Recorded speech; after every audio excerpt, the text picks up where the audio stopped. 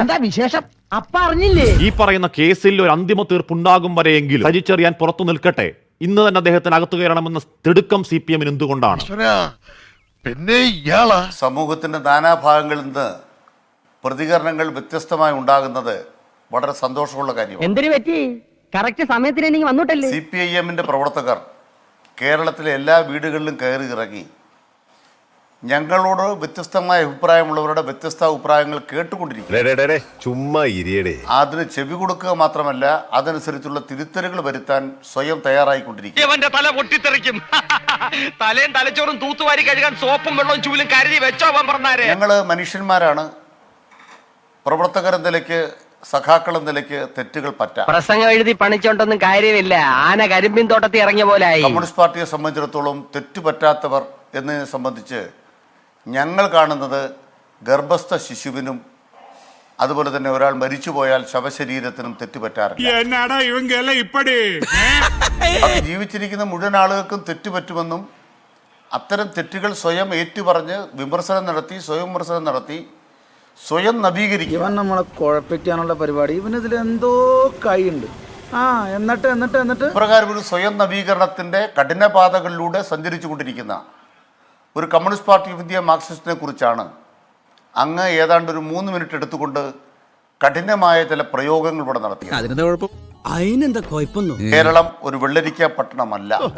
മനസ്സിലാക്കി കളഞ്ഞല്ല. പിന്നെ ഇന്ത്യ വെള്ളരിക്ക പട്ടണമാക്കാനാണ് ചില ആളുകൾ ശ്രമിച്ചുകൊണ്ടിരിക്കുന്നത്. നമ്മുടെ രാജ്യത്തിന്റെ ഭരണഘടനയെ പ്രവൃത്തി കൊണ്ട് തകർത്തുകൊണ്ടിരിക്കുന്നത്. അതാണ് ഞാൻ പറഞ്ഞത്, മുറ്റത്തെ കിണർ നടപ്പില്ല. മുറ്റത്തെ കിണറിനൊന്ന് പോകും. ഭരണഘടനയുടെ മൂല്യങ്ങളെ പ്രവൃത്തി കൊണ്ട് തകർത്തുകൊണ്ടിരിക്കുകയാണ്. ഭരണഘടനയെയും ഭരണഘടനാ മൂല്യങ്ങളെയും പ്രവൃത്തി കൊണ്ട് തകർത്തുകൊണ്ടിരിക്കുന്ന ഒരു കേന്ദ്ര ഭരണകൂടം ഇവിടെയുണ്ട്. 1,00,000 രൂപ പറഞ്ഞാലും ഇമാതിരി നാണം കെട്ട വർത്താനം പറയാൻ ആ ഭരണകൂടത്തിനെതിരായി ഞങ്ങൾ യുദ്ധം ചെയ്യും. CPM സംബന്ധിച്ചിടത്തോളം ഇന്നത്തെ ഇന്ത്യൻ ഭരണഘടനയെ കുറിച്ച് CPM നിലപാടുകൾ മുമ്പേ വ്യക്തമാക്കിയത്. ആ ഭരണഘടന രൂപീകരിക്കാൻ നല്ല പോരാട്ടം നടത്തിയ ഒരു പ്രസ്ഥാനമാണ് CPI. നിന്നെ സമ്മതിക്കണം. നിന്റെ വായിൽ എങ്ങനെയാടാ ഇത്രയും പെട്ടെന്ന് ഇത്രയും വലിയ നുണകൾ വരുന്നത്? അങ്ങനെ ചോദ്യത്തിലേക്ക് വരാമോ? പരന്നു പോവാതെ എന്റെ ചോദ്യത്തിലേക്ക് വരാമോ? എന്റെ ചോദ്യം ഇതായിരുന്നു. അങ്ങ് ചോദ്യം കേട്ടില്ല. അങ്ങ് ചോദ്യം കേട്ടില്ല എന്ന് തോന്നുന്നു. എന്റെ ചോദ്യം, ഇവന്റെ ഒരു കാര്യം നീഞ്ഞു വന്നേ, ദൈവത്തെ ഓർത്ത് ചതിക്കരുത്. ഇവിടെ അങ്ങേയറ്റം അധമമായ ഭാഷയിൽ ആരും പറയരുതാത്ത വൃത്തികേട് പറഞ്ഞ ഒരാളാണ് സജി ചെറിയാൻ. താങ്കൾ ഈ പറയുന്ന ഭരണഘടന വല്ലാത്ത അവസ്ഥയിൽ നിൽക്കുമ്പോൾ അതിനെ അങ്ങേയറ്റം പുച്ഛിച്ച, അതിന്റെ അടിത്തറയിലേക്ക് നോക്കി മാന്തിയ, എന്താണ് അങ്ങേയറ്റം പറയരുതാത്ത വാക്കുകൾ പറഞ്ഞ ഒരാളാണ് ഈ മന്ത്രി സജി ചെറിയാൻ. അതിലൊരു കേസ് ഉണ്ടായിരുന്നു. അതിൽ റഫർ റിപ്പോർട്ട് പോലീസ് കൊടുക്കുന്നു. അത് കോടതി തീർപ്പാക്കിയിട്ടില്ല ഇതുവരെ. കോടതി തീർപ്പാക്കും വരെ ഭരണഘടനയോട് ഇത്രത്തോളം പ്രതിജ്ഞാബദ്ധരായ CPM എന്തുകൊണ്ടാണ് തിടുക്കത്തിൽ വീണ്ടും വിളിച്ചു കയറ്റുന്നത് എന്നതായിരുന്നു എന്റെ ചോദ്യം. ഹാഷ്മി, ആദ്യം പറഞ്ഞ അവതരണങ്ങൾ വീണ്ടും ആവർത്തിക്കേണ്ടതില്ല. ഞാൻ അങ്ങയോട് ദയവായി കേൾക്കാൻ പറയുന്ന അഭ്യർത്ഥിക്കുന്ന ഒരു കാര്യം ഇത്രയേ ഉള്ളൂ. ഇന്ത്യ രാജ്യത്തെ വെള്ളരിക്ക പട്ടണമാക്കാൻ നോക്കിക്കൊണ്ടിരിക്കുന്ന ഒരു ഗവൺമെന്റ് അവർ ഭരണഘടന പൊളിക്കുകയാണ്. ഞാൻ കൊല്ലുള്ളൂ. നീ കുറെ നാളായി കഥനയായിട്ട് നടക്കണേ. ആലപ്പുഴയിലെ കമ്മ്യൂണിസ്റ്റ് പാർട്ടിയുടെ റെക്കോർഡ് എന്താണ്? ഞങ്ങളുടെ ചരിത്രത്തെയും ഞങ്ങളുടെ പാരമ്പര്യത്തെയും അടർത്തിയെടുത്ത് അങ്ങക്ക് എന്റെ ചോദ്യത്തിന് മറുപടി ഇല്ലാത്തതുകൊണ്ടാണ് അങ്ങനെ ആലപ്പുഴയിലേക്ക്, ഇന്ത്യയിലേക്കൊക്കെ പോകുന്നത്. അങ്ങേക്ക് നേരിട്ട് മറുപടി പറയാവുന്നേ ഉള്ളൂ. മറുപടി ഇല്ലാത്തതുകൊണ്ടല്ല. ദയവായി അഭിപ്രായം ചോദിച്ചാൽ തനിക്ക് തോന്നുന്ന അഭിപ്രായമാണ് പറയുന്നത്.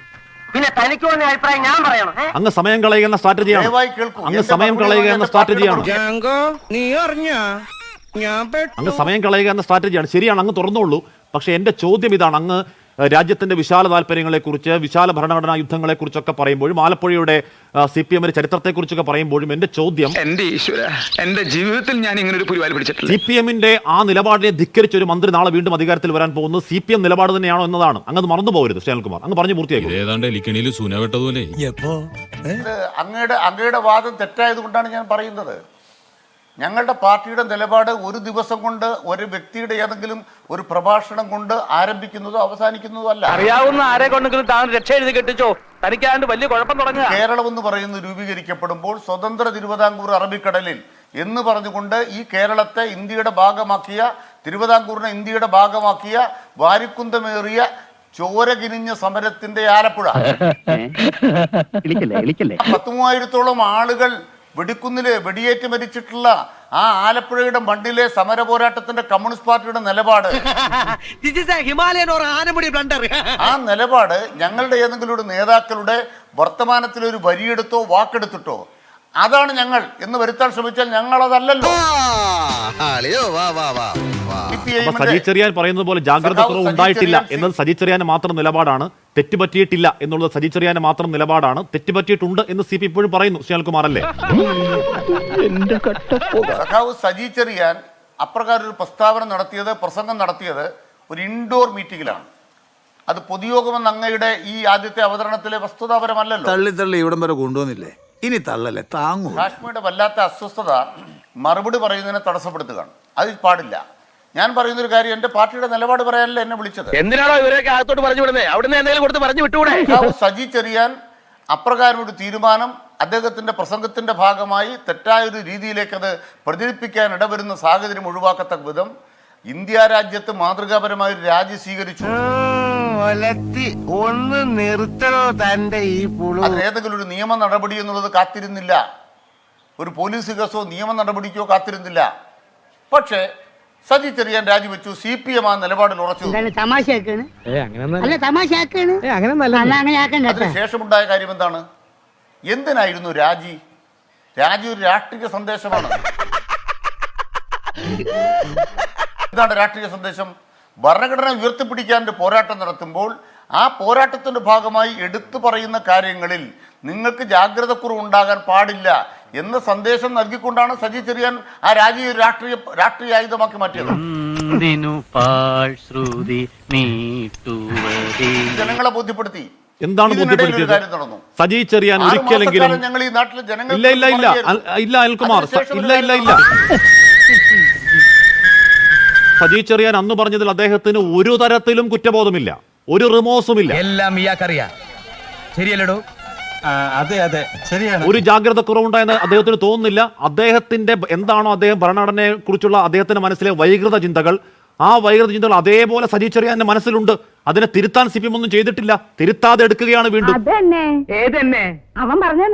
സജി ചെറിയാൻ ഉൾപ്പെടെയുള്ള CPM-ന്റെ നേതാക്കന്മാർ ഭരണഘടനയെ ഉയർത്തിപ്പിടിച്ചുകൊണ്ട് ഒരു പോരാട്ടം നടത്തിക്കൊണ്ടിരിക്കുകയാണ്. ആ പോരാട്ടം നടത്തുന്നതിനിടയിൽ ഞങ്ങളുടെ ചില ആശയവിനിമയം നടക്കുന്ന സന്ദർഭത്തിൽ ഉണ്ടാകുന്ന ഒരു ആശയം പൂർണ്ണമായി മറ്റൊരു തരത്തിലാണ് തെറ്റായി വ്യാഖ്യാനിക്കപ്പെട്ടത്. അങ്ങനെ തെറ്റായി വ്യാഖ്യാനിക്കപ്പെട്ടതിനെ തിരുത്താൻ ഒരു സന്ദേശം സമൂഹത്തിന് നൽകിക്കഴിഞ്ഞു. ആര് വ്യാഖ്യാനിച്ചു എന്നാണ്? ഇതെങ്കിലും ഒരു തെറ്റാണ് എന്നൊന്ന് നിരുപാധികം പറയൂ ശ്രീകുമാർ, എന്നിട്ട് മന്ത്രിയാക്കി. കാശ്മീർ ഞാൻ പറയാൻ ആഗ്രഹിക്കുന്നത് ഇതൊരു മര്യാദ ഇല്ലാത്ത ചർച്ചയാണ്. എന്താ മര്യാദ ഇല്ലായ്മ എന്ന് പറഞ്ഞാൽ, ഞാനിപ്പോ വർത്താനം പറയുമ്പോ എന്നെ വർത്താനം പറയാൻ അനുവദിച്ചില്ല. അതുകൊണ്ട് നിങ്ങൾ ഈ ചർച്ച നടത്തുക. എനിക്കിത് അവസാനിപ്പിക്കാൻ താല്പര്യമുണ്ട്. ഞാൻ സംസാരിക്കും. വിഷമിക്കാതിരിക്കും. ഇതിലും വലുത് ഏതാണ്ട് വരായിരുന്നു. ഇങ്ങനെ തീർന്നെന്ന് കരുതിയാൽ മതി. നീ നോക്കിക്കോളാ, ഇനി ഒരു നിമിഷം ഞാൻ ഇവിടെ നിൽക്കത്തില്ല. 6 ഇഞ്ച് നീങ്ങി ഒരു ചുവന്ന സ്വിച്ച് കാണുന്നുണ്ടോ? കാണുന്നുണ്ട്. ഈ സ്വിച്ചിന്റെ കാര്യമാണ്. ചുവന്ന സ്വിച്ച് അമർത്തി.